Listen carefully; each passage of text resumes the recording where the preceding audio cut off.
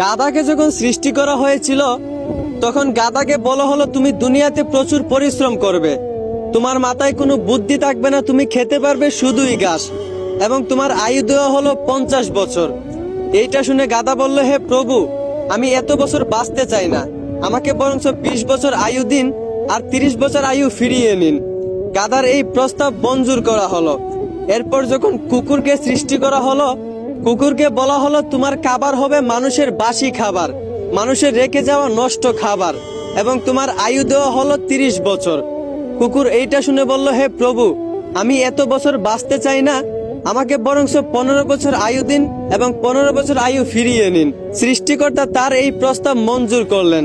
তারপর যখন বানরকে সৃষ্টি করা হলো, তখন বানরকে বলা হলো তোমার কাজ হবে দুনিয়াতে শুধু এক ডাল থেকে আরেক ডালে ঝুলাঝুলি করা, মানুষকে বিনোদন দেওয়া, এবং তোমার আয়ু দেওয়া হলো 20 বছর।